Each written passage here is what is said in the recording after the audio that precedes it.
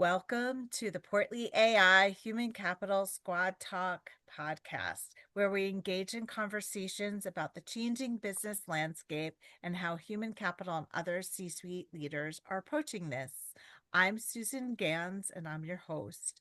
I am on the advisory board of PortlyAI that is powering this podcast, and I'm also a business strategist and chief of staff with Ganz Strategic Solutions.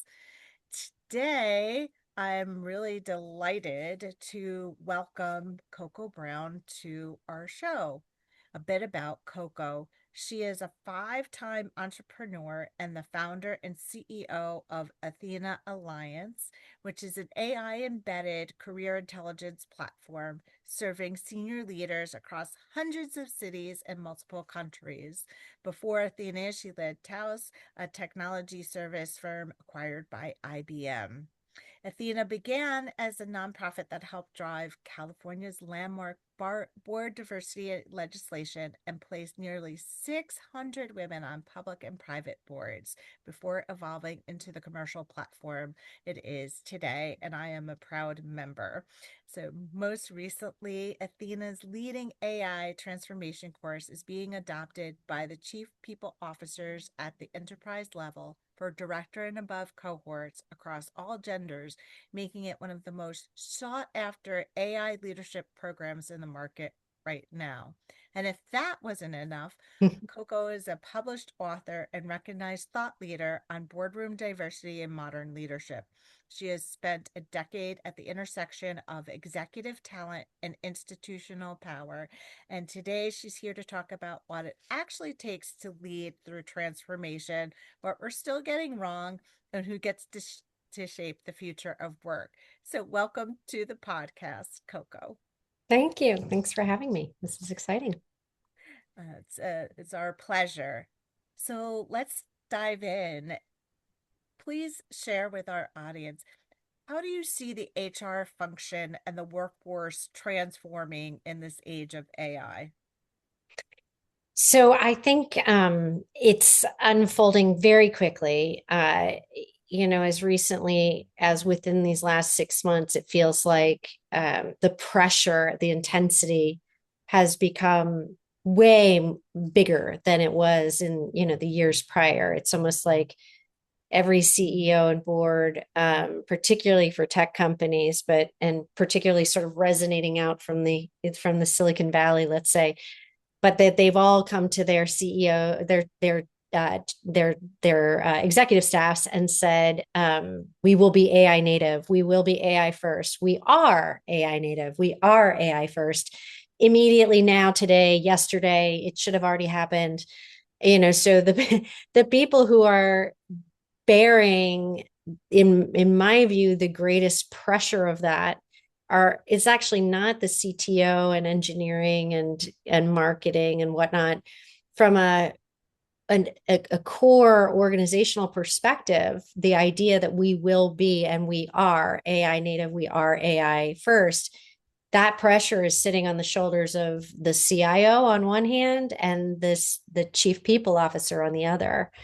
And from the CIO's perspective, it may be pretty straightforward. They've always been um, a service provider to the organization that feels like an order taker, is never satisfying, can never answer all the questions. And now everybody's at the gates, pounding on the gates, saying, "Let me in. I need AI for this, that, and the other thing."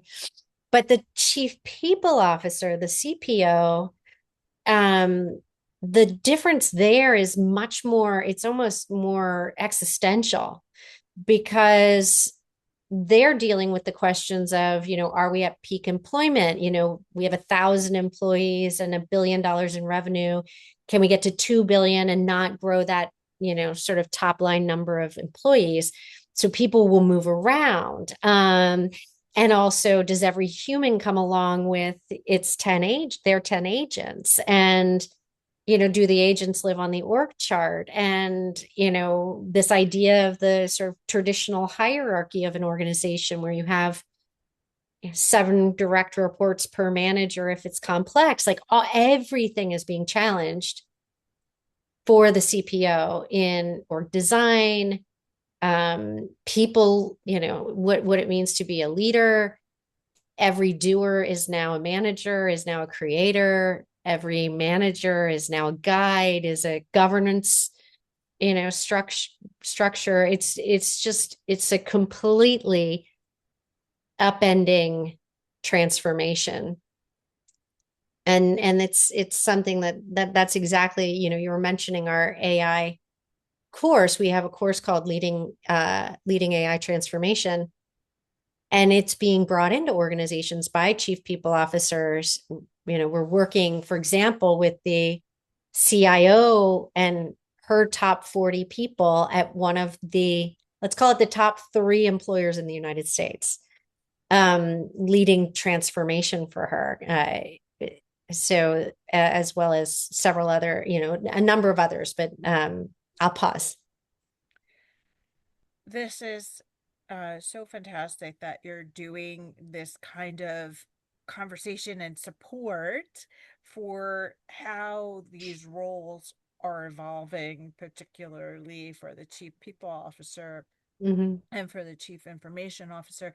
But I have a follow-up question for you with respect to what are you seeing are the characteristics or those um, chief people officers who have been successful in Mm-hmm. making the transformation journey a bit smoother? What is it Yeah. about what they're doing and who they are that leads to that success? Yeah. Well, I think one thing is they absolutely have to take a tops down and a bottoms up approach. So top down, they have to challenge all of the traditional people leadership assumptions, right? Like there are no tenure tracks. There is no, okay, I'll take that job and, but where will I be in 2 years? Do we have a 5-year hypo plan? Do succession plans last for 3 years? Like, and then I was saying earlier about what does the org chart look like? Does everybody get to create? So they, from the top down, have to put all of the assumptions that have been in our business books for generations, right? Where you Yes. go and you get your MBA and org design and org thinking and, all of that, all those assumptions that have been proven for generations need to be put on the table and brought to first principles. Is this true any longer? And what about it remains true? What about it needs to be examined? And so as a chief in the organization, they are, the chief people officer has a big burden to lead in this regard. From the bottoms up perspective, I was having a great conversation with a chief people officer of a hyperscaler unicorn, multi unicorn, private company. And we were contemplating how where the talent lives in the organization is completely different today than it was 6 months ago. You don't know. We had an assumption of where the talent was and what our most valuable players, who our most valuable players were. And it had a lot to do with their actual skills. Are they the top programmer? Did they go to the top school? And those people are potentially being outpaced and surpassed by the employees who have the greatest creativity, the openness of mind. They think more like chess players. They're adaptive, creative. And so what's being discovered is that new talent, new pools of talent, new talent, sort of top talent is popping out of places that you wouldn't expect. I actually was having coffee this morning with another chief people officer of kind of a mid-sized company. And she was saying, we were on the verge of firing a particular person who was not performing in his job. And he sort of had the nerve to come up to me and ask if he could be come present something in my leadership meeting. And I thought, no, I'm about to, work with the team to let you go here. And he's like, just please 5 minutes. I want to show you something. She's like, all right, I'll let you in on my leadership meeting. And he came in and he showed them something he had built that would enable them to do some things in just in the collaborative space of recording and then analyzing team dynamics and conversations and where we could have done better, et cetera. Anyway, blew her mind. And she said, okay, stop doing that job that you weren't doing very well anyway, and we've got another job for you. And she talked about it as being activation. Like, I want you to go activate everybody just like you activated yourself. That's your free flowing job across the enterprise. Off you go.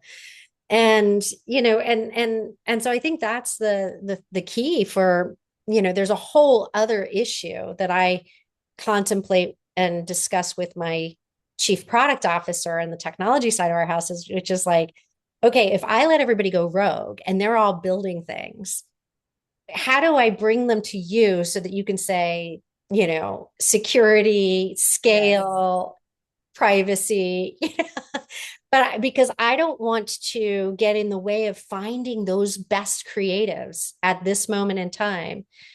But also, if they're going rogue and spending tons of money and doing things, I need to see what they're building and that it has value, and then I need to translate it to value for more people in the enterprise.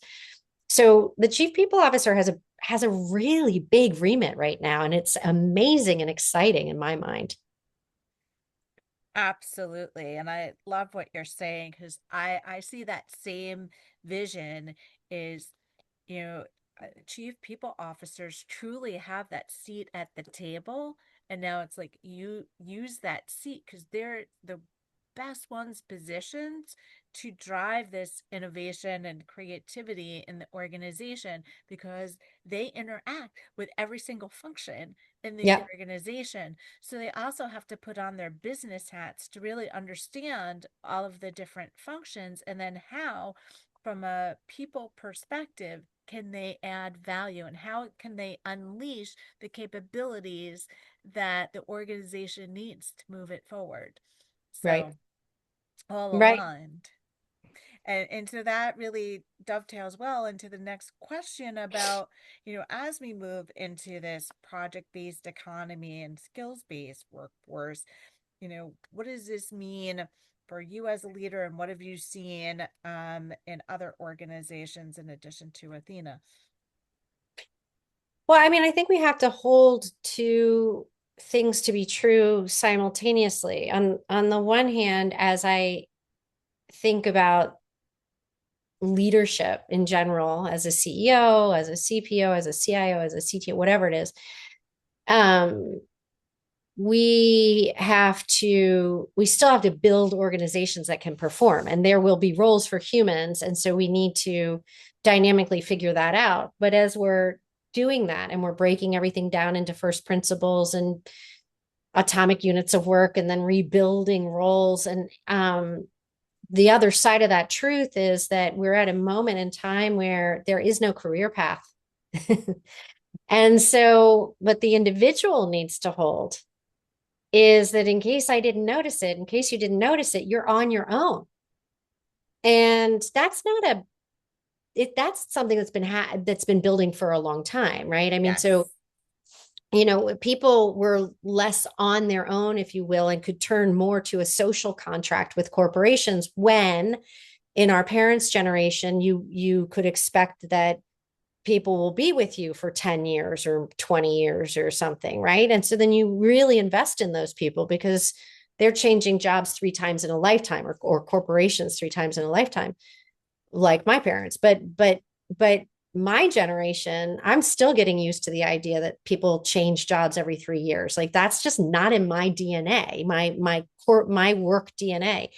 5 years seems short to me, right? But I'm 55. I'm of a generation that had to customize itself to this idea of multiple corporate relationships in a decade.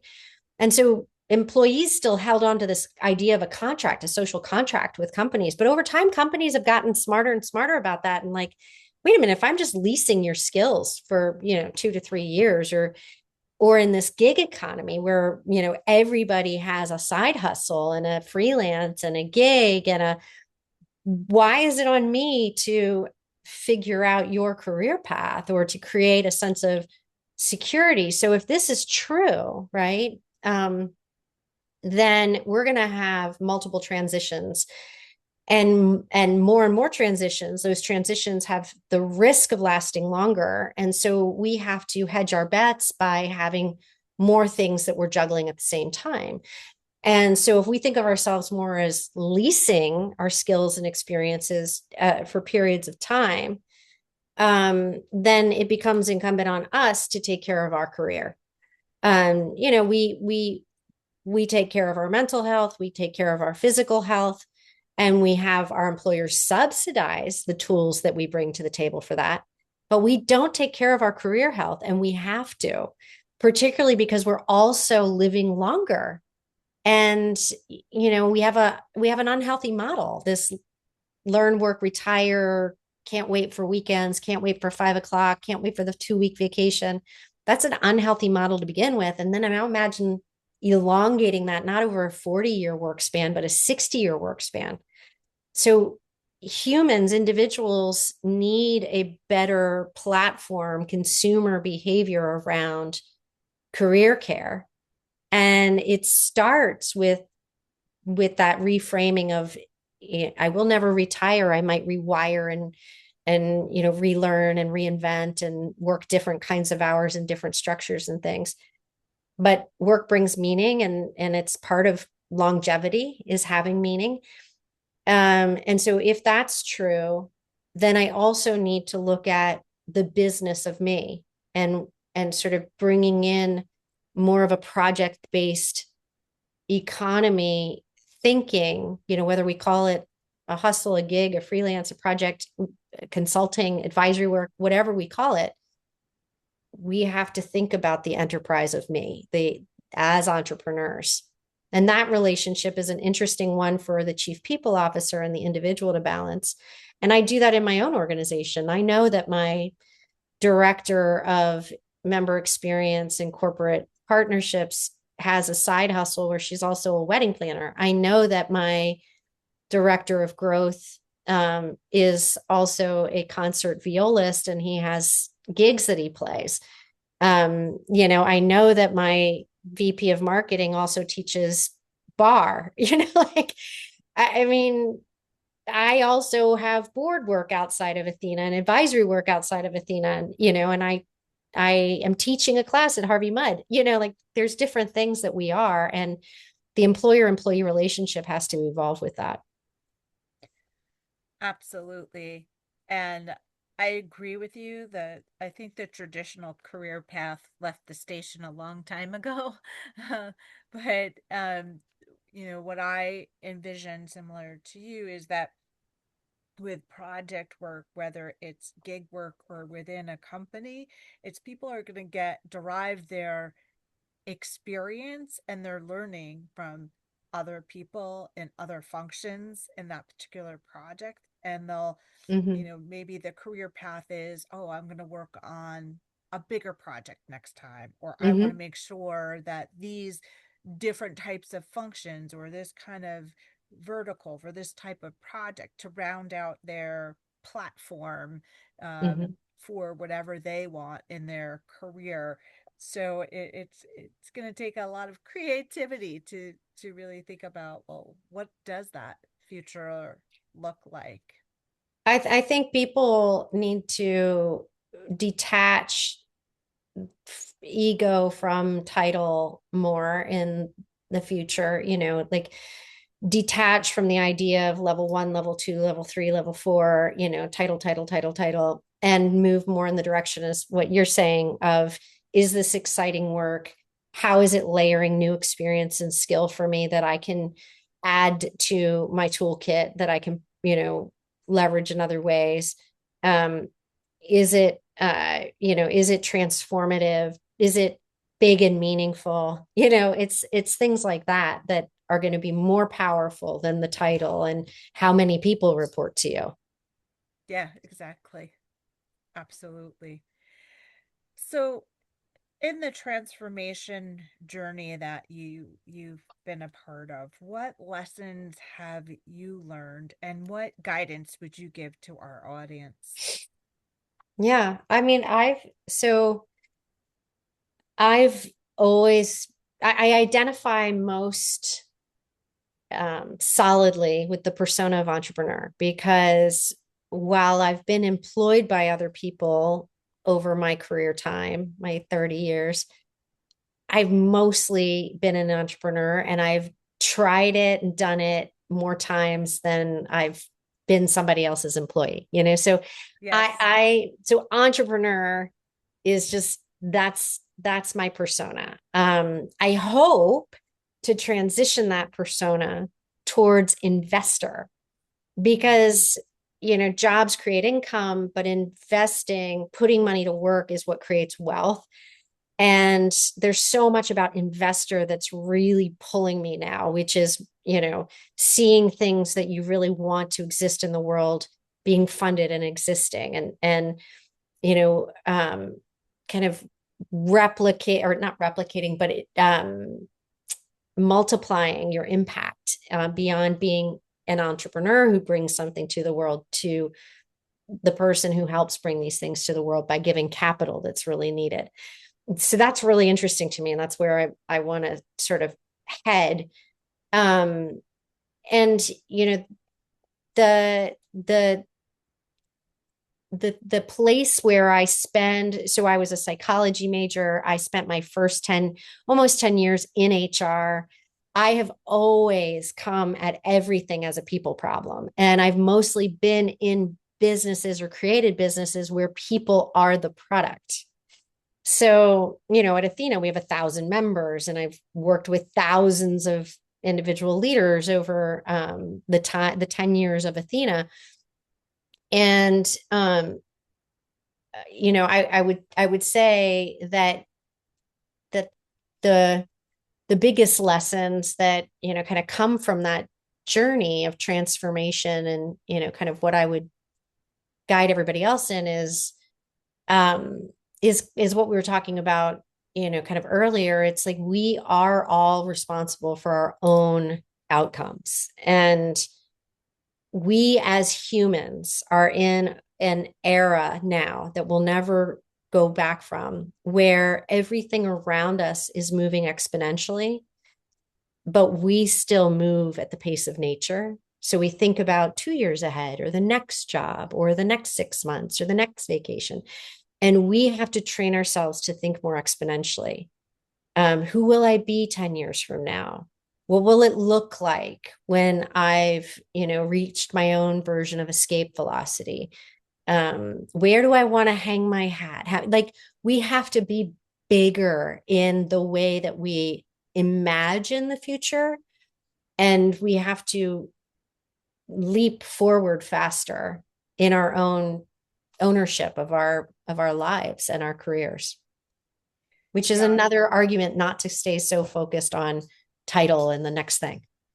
Yes, I think what you're saying is to have more of an expansive mindset and Mm-hmm. thinking at a pace that's greater than we've thought of before, and Yeah. just stay in a state of wonder and curiosity in order to propel forward and keep thinking forward and possibilities. And listen, we don't know all of the scenarios, but to you know, just imagine, because a Yeah. lot of the things that we might imagine have been coming to fruition. Right. And so, given the membership model that you have in Athena, serving these senior women leaders across hundreds of cities, what are you hearing from them with respect to AI? You know, is it fear? Is it opportunity? Is it something more complicated than that? What are you experiencing and hearing? Yeah. I mean, at the highest, you know, let's just for argument's sake say that the highest level view is 100,000 foot. So at the 100,000 foot view, um, there's worry about, you know, will we be wiped out as a species? Is our time as a species done? Will the planet be covered in data centers? You know, there's the worry we're not unique in the sense that the worry that you see at this sort of highest level is the worry that you see in the world in general, where you have the debates on both sides of, political and other aisles around AI governance and the risks to humanity, the risks to planet, the risks to I mean those two big ones. And then as you kind of come down to, maybe the 10,000 foot level, there's sort of, you know, the risk to the next generation, the I like there's um things about like, do we need universal basic income and like there, we sort of wrestle with all these things about like, what does this mean? But at the ground level, what I see is people are still, so in general at the ground level, there's a lot of anxiety around, do I have a job? Will I have a job? Will I ever have a job again? Am I working myself out of a job? There's that sort of ground level stuff that's going on, as well as like, is this making me stupider? Right? Because there's the studies and and then there's the people, and I would consider myself among them, that are like amazed by this, right? Like, yes, I have all those worries, and I listen to Tristan Harris, and I dig in and I think about it, and I'm part of the conversation of how do we govern, how do we make sure we do this right. And on the ground level, I'm like, oh my God, look at what I can do. This is incredible. And frankly, it's making me smarter. And the reason it's making me smarter is because I am not outsourcing my thinking. I am like surrounding myself with I'm like, oh my God, I got my own little MIT lab right here. Yeah. And I'm creating so much interesting stuff beyond what I could create prior. My board decks, my pitch decks, my financial analysis. Yes, I have to triple check the numbers. I'm not unaware, but by being creative and curious and both feed in, I'm my capacity is incredible. My creativity and what I can produce and create is incredible, and it's truly making me brighter, smarter, and better at business. So what I see though is I do see people who are outsourcing their jobs, and they're just like task creation stuff. And we have to move past that, because I think if we're really going to understand the enemy, we have to understand the enemy. And we can't be afraid that it's going to replace us, because it will in some form or fashion. So we have to be there with it, pacing and figuring out, okay, so if that's now your job, wow, you can take on a lot of my job. What's my job? We have to be embracing that while we're also battling the, oh my gosh, this takes too much energy and we don't want to cover the planet in data centers. Understood. I think the focus on creativity and curiosity and how can I increase my capacity and how can I think about this differently now that I have um, a helper that can work very, very fast. It creates lots of possibilities. So I'm more in that camp with you as well. So switching gears a bit, what's something in your background that we might be surprised to learn that has informed your approach? Well, one thing that you might be surprised to learn is that although I have been um, supporting women for 20 years now, it started with a dinner group that I started in 2005. I didn't intend to solve a problem for women like that. Like it just so happened that I saw some things, and actually the women around me were like, hey, Coco, you're in a position to do this. Do this, right? You're in a position to bring us together for dinner. You should do that. You're in a position to now create a movement around, board member. Like, you should do that. Like, I sort of was in the position to carry the torch, but I had it wasn't like I from day one was like, this is a torch I'm going to carry. Like, so The benefit of that actually is that I've never been so entrenched in the experience of what I'm doing that I haven't, I've always, there's something bigger I want to do. And what I'm imagining and have been brought to by this beautiful, amazing community called Athena is the concept of the pantheon, which is to say that, the most enduring, logical, organizing structures of humanity have been gender, geography, and generation. And we structure that way, generationally, geography, gender, right? Like these are the three or three of, the top organizing structures. And I don't want to mess with Athena. It's beautiful. And midlife, mid career, high achieving women need Athena because there are unique things that we are still conquering that are ours to solve for, and also that we need to organize together to help solve, right? Apollo, though, is also needed. Men, mid career, midlife, high achieving men also need healthy spaces. We need an alternative to the manosphere and incels and Andrew Tate. And I shouldn't say his name because it just keeps making him still famous. But, we need an alternative there. We also need Atlas, the next generation people, think people in their 20s that I think of more as generation, not gender at all. They don't have water coolers. They have no apprenticeship system. They work remote. They have no ground under their feet. And so we need to create that for them. They need to build the professional ecosystems that we have, and we're the ones to help them build that. So my next iteration sort of, maybe the surprising thing is that because I'm not simply I am woman, hear me roar. I do believe we need to roar, but I see a more encompassing big problem we need to solve, which is career care is self-care and everyone needs career care.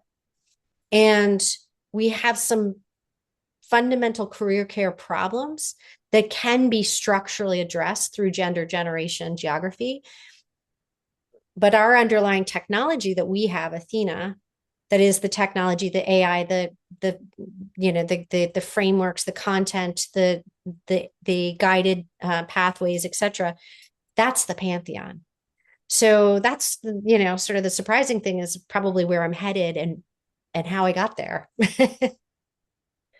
Right. It's all these different factors working together. I um applaud that and support that. And just when I was leading a women focused organization a few years ago, one of the things that we introduced was a men's alliance to the Mm, organization.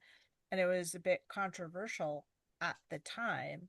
hmm Um, and I said, men and women need to learn how to do business together. And hmm men at that time had more of the seats than women. So mm, we need them. yeah. And now we need um all the generations to work together because um many of the generations have experience, but then many of the generations have the knowledge of how to navigate some of the newer technologies and to think differently. And so we are interdependent. So I like that hmm notion of an encompassing system. So, in closing, Coco, what would you like our audience to remember about our conversation today? Well, I mean, um, for the chief people officers, we're working with a lot of chief people officers who are transforming their organizations in this age of AI. And we are getting, a ton of sort of real time on the ground experience with that. So um, we'd love to be supportive in that process. And also, I would just reiterate that it takes a top down and bottoms up approach to transforming the organization, very different from any time in the past. And for individuals, I'd want them to, really take to heart that career care is self care and that they need to invest in their career care. And that needs to be a line item on their budget, just like their mental health and their physical health. And, that's where we strive to be that platform. Those would be the key things, I suppose. Yeah, And maybe just not I think it's healthy, it's wise to have a healthy fear and a healthy skepticism around AI, and that's what helps us create the healthy guardrails and governance system. But to resist it entirely is to shoot yourself in the foot. absolutely. I think that openness, I think what you talked about in terms of learning and curiosity certainly resonated with me. The new roles that a CIO and a chief people officer now play are also things for people to be mindful of, particularly as you reiterated the top down, bottoms up approach, and for people to let go of the egos, as you said, that titles are not going to be as meaningful uh, going forward, but it's what kind of impact, what are your skills, what are your capabilities, what do you still need to learn, what are you curious about, what do you see for that bigger, broader picture. And so the final thing that really resonated with me was about that expansive thinking that needs to Mm, happen go yeah. forward. So thank you again, Coco, for spending the time to do this today. Uh, I would like for people to know where to find you, so I'm going to give out all your particulars. So you could connect with Coco on LinkedIn. She's under Coco Brown, CocoBrown. You could find the Athena Alliance at athena.alliance.com. And also, want to reiterate the opportunities that Coco talked about in terms of leading AI transformation and that wonderful course that she is running through Athena Alliance and Enterprise Partnerships. So, thank you very much again. Um, so, to learn more about Portly AI and Squad Talk, please visit portly.ai. And in the squad spirit, keep growing and evolving and leading the way.